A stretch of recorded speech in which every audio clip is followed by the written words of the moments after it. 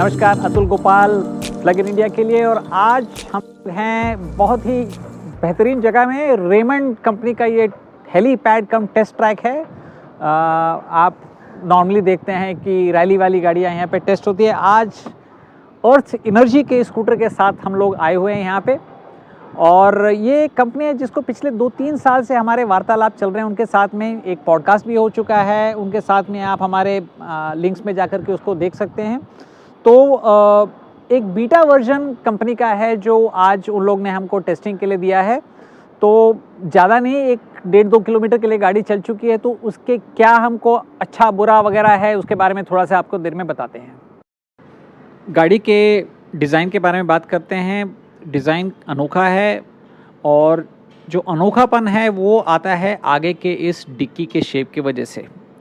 हालांकि मैं क्लैरिफाई करता हूँ, ये डिक्की नहीं है, ये एक एरिया है जहाँ पे काफ़ी सारे इलेक्ट्रॉनिक पार्ट अंदर डाले गए हैं। थोड़ी सी याद आ रही है मेरे को काइनेटिक मार्वल नाम की एक स्कूटर की, जिसमें एक्चुअली वैसा ही शेप था और उसकी डिक्की काफ़ी बड़ी थी। गाड़ी की अगर हम फिनिशेस की बात करते हैं तो पेंटेड पार्ट्स हैं गाड़ी के, वो काफ़ी अच्छे फिनिश के बनाए हुए हैं।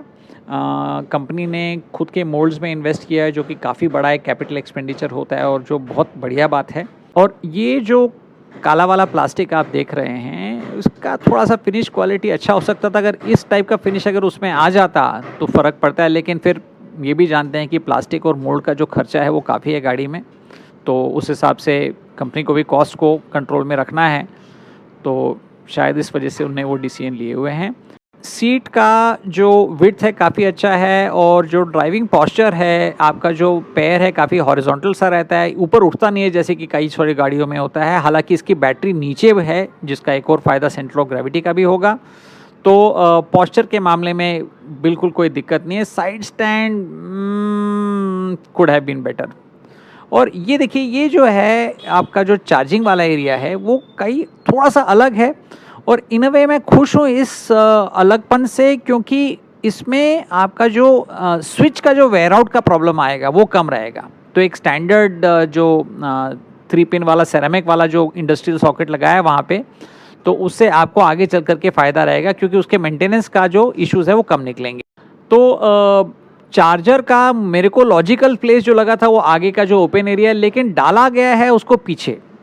अब पीछे डालने से प्रॉब्लम क्या हुआ है कि आपकी जो डिक्की और बड़ी हो सकती थी, वो आपकी डिक्की अभी सीमित रह गई है। तो अगले वर्जन में गाड़ी को थोड़ा सा बेहतर और बनाने के लिए डिक्की स्पेस बढ़ाई जा सकती है, और जो चार्जर है जो पीछे अभी डाला गया है उसको हम आगे की तरफ ले जा सकते हैं।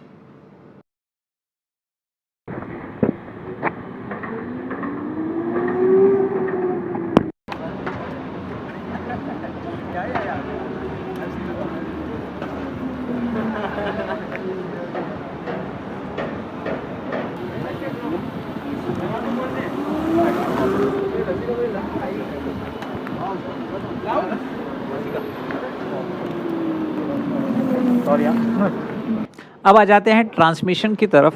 तो जैसे कि एथर में है, वैसे ग्लाइड में भी आपका 2 स्टेज बेल्ट रिडक्शन है। तो पहला स्टेज जो है पुली का वो मोटर के पास में है, और दूसरा स्टेज जो देख रहे हैं वो आपको अभी यहाँ पे दिखाई दे रहा है। थोड़ा सा हमको ये प्रोटोटाइप मॉडल में एक जर्कीनेस सा आया। शायद उसकी वजह बेल्ट की सिलेक्शन हो, या उसका शायद टेंशनिंग का प्रॉब्लम हो सकता है। तो आई थिंक प्रोडक्शन के गाड़ियों में ये प्रॉब्लम शायद नहीं आएगा। और हमने एक आध कोई दूसरा भी प्रोटोटाइप देखा जहाँ पे ये प्रॉब्लम नहीं था। लेकिन नॉइज़ कम करने के लिए बेल्ट का सही चयन और उसकी सही टेंशनिंग बहुत ही ज़्यादा ज़रूरी है। तो डिस्प्ले का जहाँ तक सवाल उठता है, काफ़ी सारा एक अभी के जो प्रोटोटाइप डिज़ाइन में एक काइंड ऑफ एम्प्टी एरिया है और बीच में एक छोटा सा डिस्प्ले है।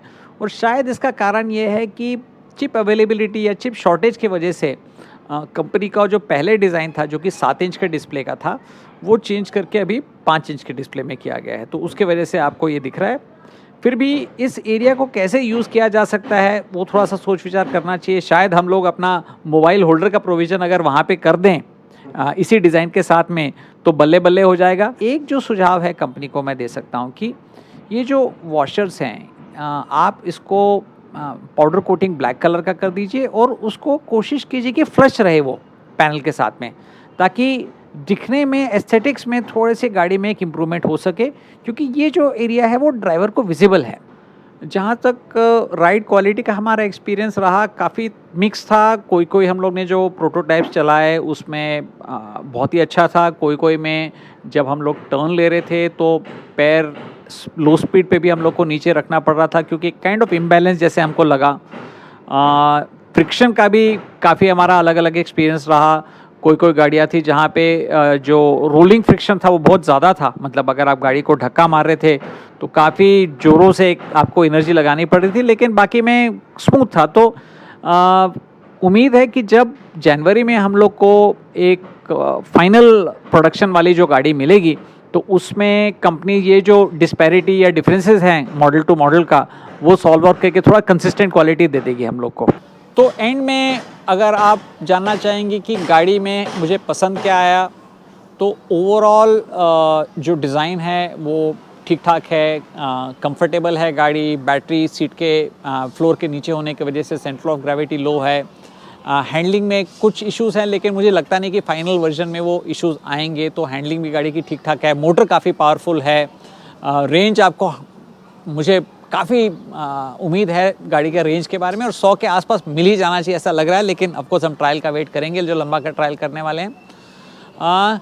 कुछ चीज़ें जो कंपनी को काम करनी चाहिए अभी, आई थिंक सबसे पहले तो अभी जो फिट्स एंड फिनिशेस की जो क्वालिटी है वो इतनी अच्छी नहीं रही है। गाड़ी में से साउंड थोड़ा सा ज़्यादा आ रहा है।